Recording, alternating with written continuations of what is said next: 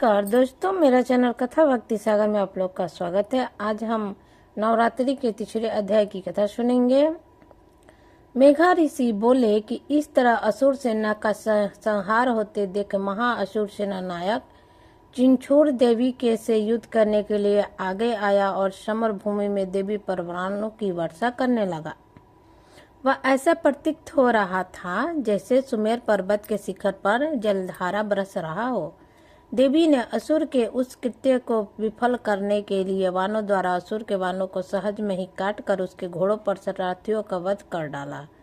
साथ ही चिछुर के धनुष और अति पताका को भी तछ नछ कर काट डाला। देवी ने असुर के धनुष को काटने के बाद उसके अंगों को भी उनके तीखे बाणों से छेद डाला। इस तरह रथ, घोड़ों और सारथी के नष्ट होने पर चिछुर ने ढाल और खड़क लेकर देवी की ओर दौड़ते हुए पैनी धारवार तलवार से देवी के वाहन सिंह के सिर पर प्रहार कर दिया। देवी की बाई भुजा पर वेग पूर्वक प्रहार किया। ऋषि बोले, हे राजन, देवी की भुजा तक पहुंचते ही वह तलवार खंडित हो गई।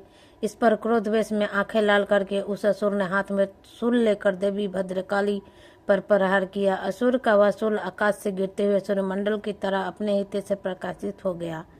उस शूल को अपनी ओर देख देवी ने भी शूल का प्रहार किया, जिसे असुर का शूल सैकड़ों में बट गया। उसके साथ ही महाअसुर चिंगुर का भी वध हो गया। चिछुर का इसके महाअसुर चिछुर के वध के बाद देवपीड़क चामर को भी महाबलीशाली असुर था, हाथी पर सवार होकर युद्ध भूमि में आया। उस असुर ने आते ही देवी पर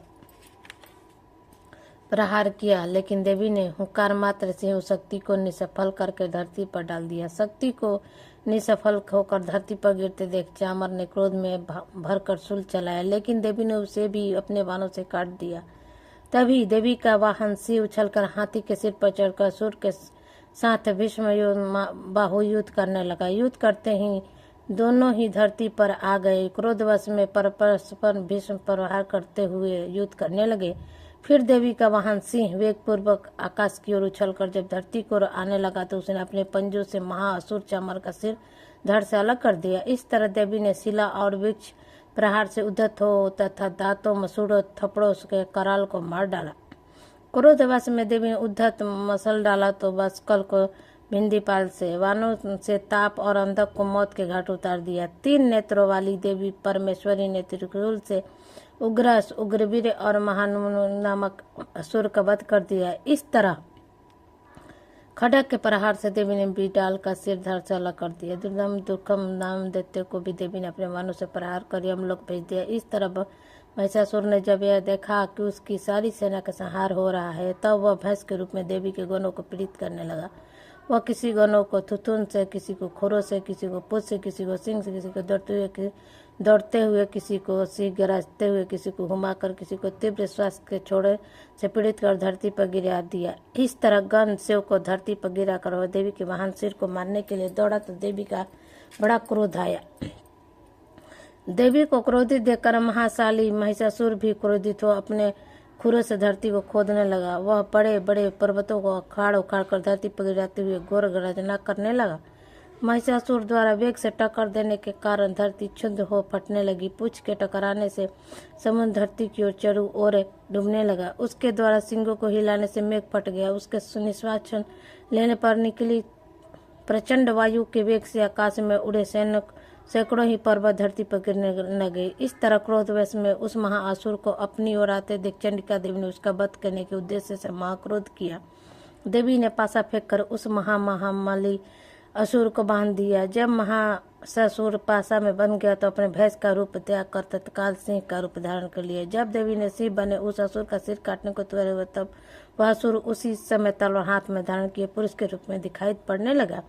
उस समय देवी ने तत्परता दिखाते हुए ढाल और तलवार से पुरुष रूप से उस असुर को बीत दिया, लेकिन तभी महिषासुर ने विशाल हाथी का रूप धारण कर लिया और अपने सूंड से देवी के वाहन विशाल सिंह को खींचते हुए घोर गर्जना करने लगा। जब वह सिंह को खींच रहा था तब देवी ने उसकी सूंड काट दी।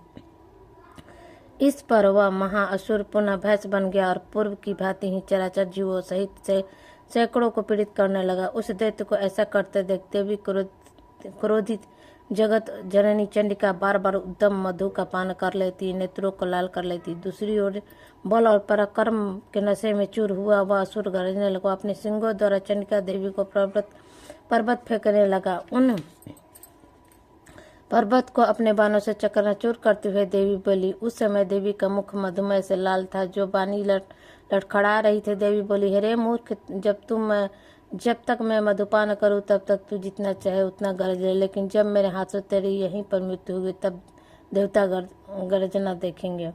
मेघा ऋषि बोले, उस असुर से ऐसा कहकर देवी उछल कर उस पर चढ़ गई और अपने पदधात से दबाते हुए शूल द्वारा उसके गले पर आघात किया। देवी के पैर से दबने पर महासुर अपने मुख से दूसरे रूप में बाहर निकल गया। वह अभी आधा ही बाहर निकला था कि देवी ने उसे वहीं रोक दिया। इस प्रकार वह पूरा बाहर नहीं निकल पाया। आधा निकला होने पर भी वह देवी से युद्ध करने लगा तो देवी ने विशाल तरह उसका सिर काट दिया। इस तरह महिषासुर का वध हो जाने पर असुरा सेना हाहाकार करती रणभूमि से भाग छूटी।